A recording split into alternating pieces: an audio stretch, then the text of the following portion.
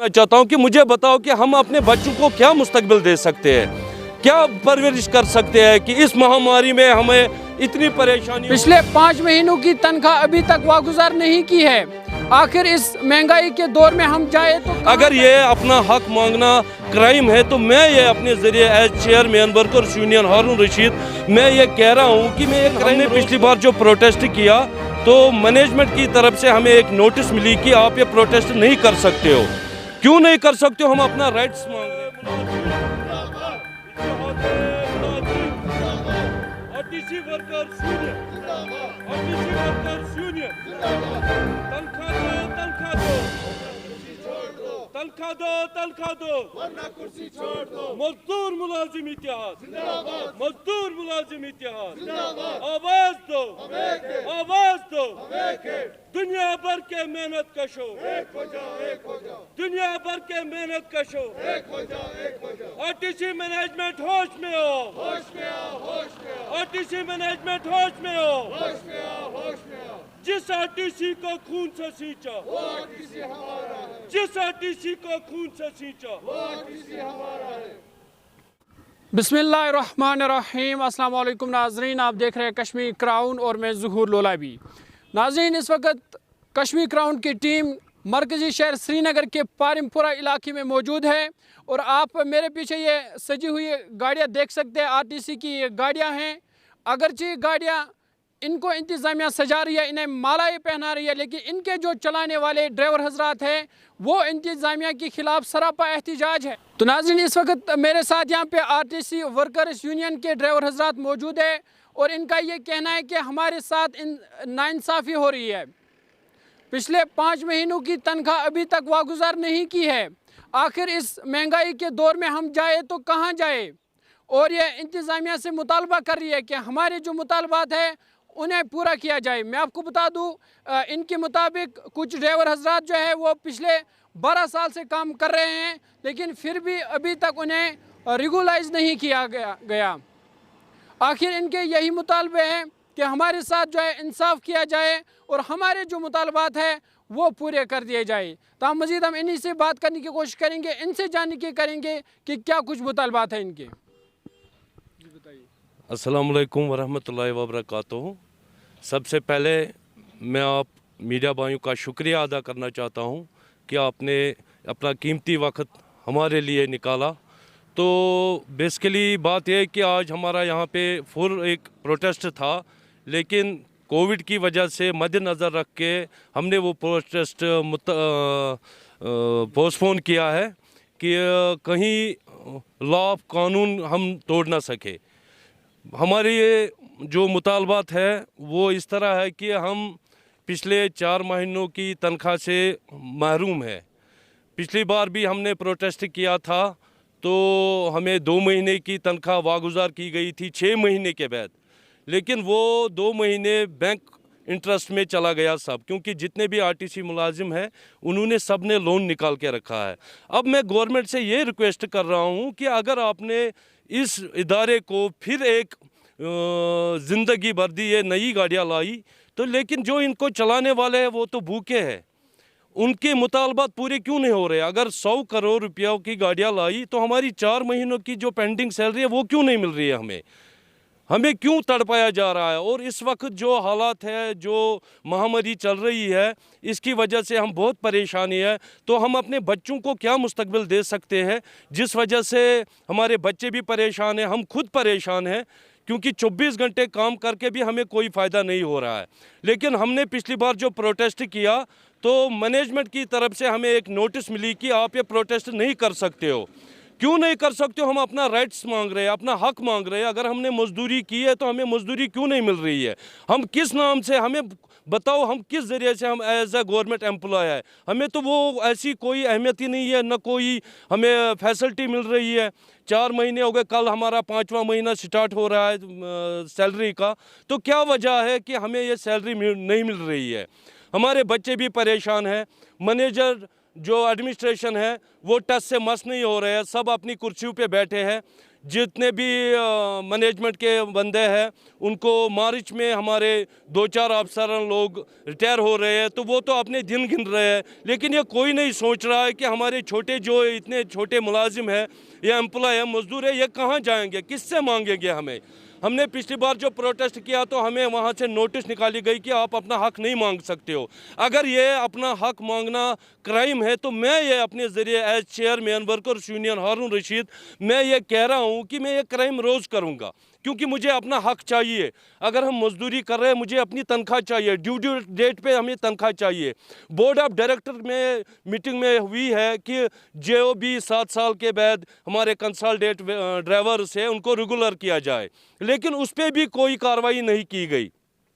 क्या वजह है इसकी कि हमारे जो कंसल्टेंट ड्राइवर है उनको रेगुलाइज नहीं किया जा रहा है। और इस वक्त जो हमारी नई गाड़ियाँ आई है, तकरीबन 500 गाड़ियाँ आई है, और अब गवर्नमेंट ने प्राइवेटलाइज किया है कि प्राइवेट ड्राइवरों को लाया है, यहाँ अपॉइंट किया है। हमें उसके साथ कुछ नहीं है, ये गवर्नमेंट पॉलिसी है, गवर्नमेंट इदारा है, उनको क्या करना है क्या नहीं करना है। लेकिन जो पिछले बचे हुए मुलाजिम हैं उनके बारे में इनको सोचना है, उनको देखना है कि नहीं इनकी मुस्तकबिल कैसे बच सकता है।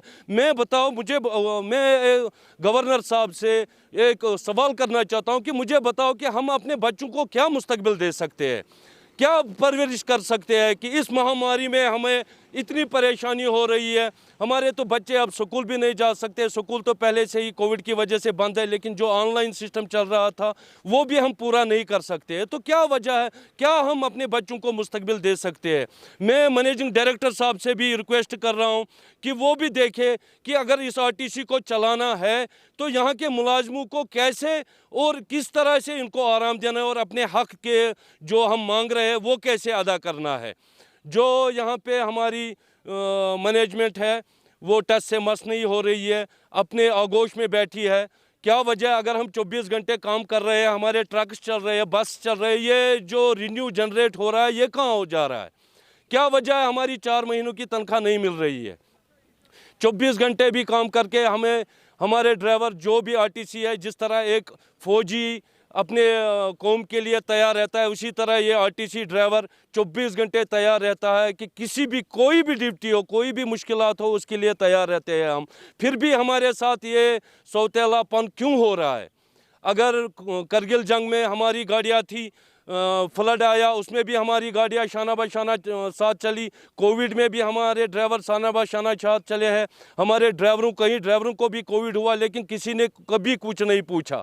हमारे जो यहाँ पे अब नामसाइद हालात भी ख़राब हुए थे, उसमें भी आरटीसी शाना बशाना गवर्नमेंट के साथ चली है, लेकिन उसके बलबूते पे भी हमें वो इग्नोर किया जा रहा है। हमारी तनख्वाह जो है वो हमें ड्यू डेट पे नहीं मिल रही है, जो हमारे कंसल्टेंट ड्राइवर है उनको रेगुलर नहीं किया जा रहा है। क्या वजह है, हम तो मजबूर है ना सड़कों पे आने के लिए। अब कोविड की वजह से हमने ये जो यहाँ पे जलसा था वो पोस्टपोन किया है। हम नहीं चाहते कि हमारी वजह से लॉ एंड ऑर्डर को कोई नुकसान हो जाए, इसलिए मैं मोदबाना अपील कर रहा हूँ गवर्नर साहब से। हो सके तो पीएम मोदी जी से भी मैं गुजारिश कर रहा हूं कि जिस तरह बाकी रोडवेज़ है उसी तरह यहाँ के रोडवेज़ पे भी एक नज़र देखे कि यहाँ के मुलाजिम कितने परेशान हैं। अगर हम यूटी अंडर गवर्नमेंट में आ गए तो हमें अपने बेनिफिट्स क्यों नहीं मिल रहे। 6th पे 7th पे वो तो दूर की बात है, हमें तो अब पता नहीं है वो क्या है, लेकिन अपनी ड्यू डेट की तनख्वाह वो भी नहीं मिल रही है। फिर वन टाइम सोल्यूशन क्यों नहीं कर रहे हो। अगर इनको क्या करना है, नहीं चलाना है, तो जहाँ इतने भी मुलाजिम बचे हुए हैं उनको वन टाइम सोल्यूशन करके उनका हिसाब पूरा करके उनको निकालो फिर यहाँ से। क्यों हमें यहाँ पे परेशान किया जा रहा है। हम वो कहते हैं ना दाने दाने के लिए मोहताज हो गए। हमारे रिटायरमेंट जो जितने भी यहाँ पे एम्प्लॉइज़ थे उनके पैसे भी अभी वागुज़ार नहीं हुए, उनके बच्चे भी बालेंगे, किसी की लड़कियों की शादी है लेकिन वो पैसे भी वागुज़ार उनको भी नहीं हो रहे हैं। क्या वजह है, क्या वजह है। मैं बहुत जोड़ के गवर्नर साहब से गुजारिश कर रहा हूँ कि मुझे बताओ ये क्या वजह है कि आरटीसी मैनेजमेंट कुछ नहीं कर सकती है। ये किस काम के लिए रखा है इन्होंने। अगर यहाँ पे इतनी गाड़ियाँ आ गई है तो इनका बेनिफिट जो है मुलाजिम को वो तो नहीं मिल रहा है। हमारे सीडी ड्राइवर अब तो ये बुढ़े भी हो गए, अब इनकी एज भी ओवर एज हो गई, तो इनका भी कोई कुछ नहीं सोच रहा है। तो क्या वजह है। अगर हमने इससे पहले एक ओहदेदार को चुना था, चेयरमैन उठा था वो मिस्टर वजाद दुरानी, लेकिन उसने अपनी अक्सरियत दिखा के ऑल इंडिया रोड फेडरेशन में इसको मुतालबा किया कि प्रेसिडेंट यूनियन बन गया वहाँ उसमें। तो उसकी वजह से आज गवर्नमेंट भी कह रहे हैं कि यहाँ 60,000 मुलाजिम हैं, जब उनका होगा तब इनका होगा। लेकिन मैं गवर्नर साहब से, मैनेजिंग डायरेक्टर साहब से एक रिक्वेस्ट कर रहा हूँ कि हमारा ये जो इदारा था ये इजक से अलग था। यहाँ अपने डिपार्टमेंट को अपने सोर्सेज थे जिनके बिना पे वो किसी भी मुलाजिम को प्रमोशन या किसी भी कंसल्टेंट ड्राइवर को कंफर्म कर देते। लेकिन वो हमारी बदकिस्मती की वजह से हम इजक के साथ जो इनको मैच्योर किया है तो उसकी वजह से हम बहुत परेशान हैं। अब अगर ये इजक के साथ चल रहा है तो इजक वाले भी हमारे कोई सपोर्ट नहीं कर रहा है, हमें उसके साथ कुछ नहीं है। ये आरटीसी, J&K, रोडवेज अलग एक इदारा है, ये पब्लिक सर्वेंट है, हम पब्लिक सर्वेंट है, ये पब्लिक का इदारा है, ये लोगों की सहूलियत के लिए है। इसमें अगर हम कह रहे हैं कि नफ़ा और नुकसान, खाओ और कमाओ, अब अगर हम कह रहे हैं कि खाओ और कमाओ, हम तो कमाएंगे लेकिन हमें अपने सस्पेंड रूट्स जितने भी है वो कहाँ है, हमें वो दे दो, हम दिखाएंगे हम कमा सकते हैं कि और दूसरों को भी खिलाएंगे। लेकिन क्या पता क्या वजह है, उन पे मैं गवर्नर साहब से रिक्वेस्ट कर रहा हूँ इस पे थोड़ा ध्यान दे दे। क्या वजह है आरटीसी मैनेजमेंट इतनी सुस्ती पड़ गई है, इतने अपने जेबों को भर रहे हैं, छोटे मुलाजमों के गर्दनें काट के अपनी प्रमोशनें चढ़ी है।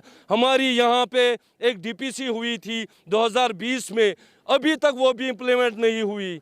हमारी तो बहुत सारे मुश्किलात है, इसी वजह से हम यहाँ सड़कों पे उतरने के लिए तैयार है। लेकिन कोविड की वजह से, नया मसाइद हालात की वजह से हमने अपना प्रोग्राम अभी पोस्टपोन किया है ताकि हम मैनेजमेंट को बता सके, गवर्नमेंट को बता सके। गवर्नर साहब से रिक्वेस्ट कर रहे हैं कि हम मजलूमों पे एक नज़रसानी करें, वो इस डिपार्टमेंट के बहबूदी के लिए कोई अच्छा सा कदम उठाए ताकि हम और हमारे परिवार वाले खुशी से अपना मुस्तकबिल बना सके। और मैं मैनेजिंग डायरेक्टर साहब से और मैनेजमेंट के जो जितने भी अहदेदारान हैं उनसे रिक्वेस्ट करूँ वो जल्द से जल्द इस डिपार्टमेंट के लिए कोई अच्छा सा कदम उठा के, कोई अच्छी सी पॉलिसी बना के यहाँ के मुलाजमों को सड़कों पे आने से रोक सके। क्योंकि और जितने भी हमारे यहाँ मुलाजिम हैं सब कह रहे थे कि हम रोड पे निकलेंगे क्योंकि हमारी आवाज़ तो अंदर अब कोई सुनता नहीं है। लेकिन मैंने उनको रोका कोविड की वजह से। यहाँ पे जो इस वक्त हालात है ये तो अल्लाह ताला, हम उनसे भी दुआ कर रहे हैं अल्लाह ताला से कि हमें इस महामारी से बचाए। उसकी वजह से हम बहुत ज़्यादा परेशान हो रहे हैं क्योंकि अब पता नहीं लॉकडाउन भी और हो सकता है, फिर हमारी आवाज़ कौन सुनेगा। मैं गवर्नर साहब से, आला हुकाम से गुजारिश कर रहा हूँ कि मेहरबानी करके हम मुलाजमों पे रहम करें, हमसे इंसाफ करें, हमारी तनख्वाह जितनी भी रुकी है वो वागुजार करे, हमारे कंसल्टेंट ड्राइवर है उनको रेगुलर करे। हमें कोई दूसरे डिपार्टमेंट के साथ नहीं है, यहाँ पे डिपार्टमेंट को अपने सोर्सेज है, इसकी वजह से वो कोई भी कदम उठा सकते हैं। लेकिन क्या वजह है कि यहाँ की मैनेजमेंट सोई हुई है, वो टच से मस नहीं हो रही है। अब अगर हम अपना तनख्वाह मांग रहे हैं तो हमें मैनेजमेंट धमकी दे रही है कि आप अपना हक नहीं मांग सकते हो, तो फिर हम कहाँ जाए। मैं गवर्नर साहब से, आला हुकाम से गुजारिश कर रहा हूँ कि हमें बताए कि हम अपने बच्चों को क्या मुस्तकबिल देंगे, हम कहाँ जाएंगे। अगर हम सुबह निकलते हैं अपनी ड्यूटी दिलो जान से ड्यूटी अपनी कर रहे हैं तो क्या वजह है हमें अपनी तनख्वाह नहीं मिल रही है। हमारे रिटायरमेंट मुलाजिम जितने भी हैं वो भी बहुत परेशान हैं, उनके पैसे वागुजार क्यों नहीं हो रहे हैं, क्या वजह है। इसलिए मैं गुजारिश से कर रहा हूँ मैनेजिंग डायरेक्टर लेफ्टिनेंट गवर्नर साहब से कि वो जल्द से जल्द हमारे इस डिपार्टमेंट का मसला जल्दी से जल्द हल करे, वो उनकी मेहरबानी होगी ताकि हम भी अपने बच्चों को, अपने परिवार को अच्छी ज़िंदगी दे, अच्छा फ्यूचर दे। कहीं ऐसा ना हो कि हम रोडों पे आए या सड़कों पे आए, जो पिछली बार भी हमारी तहरीक है आरटीसी की, हमने अपने बच्चों को भी निकाला था, तब जाके कहीं गवर्नमेंट टूटी थी, उन्होंने हमारे मुतालबे पूरे किए थे। लेकिन मैं नहीं चाहता हूं क्योंकि इस वक्त यूटी गवर्नमेंट है, मुझे उम्मीद है कि हमें वो कदम उठाने पे मजबूर नहीं करेंगे। इसलिए मैं गुजारिश कर रहा हूं कि हमारी जितने भी मुतालबात है वो पूरे किए जाए, हमारी तनख्वाह वागुजार किया जाए और हमारे कंसल्टेंटों को रेगुलर किया जाए। बस जनाब आपकी मेहरबानी, इतना ही कहना था मुझे। तो नाज़रीन, आपने इनकी ज़बानी सुना। इनका साफ तौर पर यही कहना था कि अगरचे हम 24 घंटे काम कर रहे हैं, लेकिन फिर भी जो इंतज़ामिया है वो टस से मस नहीं हो रही है। आखिर जो हम रेवेन्यू कमा रहे हैं, गवर्नमेंट को दे रहे हैं, आखिर वो इसका क्या करती है? और ये सवाल उठा रहे हैं कि ये जो हमारे मुतालबात है वो पूरे किए जाए, जो हमारे कंसोलिडेटेड ड्राइवर है उन्हें रेगुलराइज किया जाए, और जो हमारी पेंडिंग सैलरी है वो जल्द से जल्द वागुजार की जाए। ताहम अब बने रहे कश्मीर क्राउन के साथ। मुझे दीजिए इजाज़त। वीडियो जर्नलिस्ट उमर शफी के साथ मैं ज़ुहूर लोलाबी, कश्मीर क्राउन के लिए। Rakib Sir's Excellence Parepura Srinagar offers coaching for 11th 12th Arts and Commerce all subjects with Valley's top faculty on board. Visit Rakib Sir's Excellence Parepura Srinagar. Call on 9622 888 333 9469 888 333.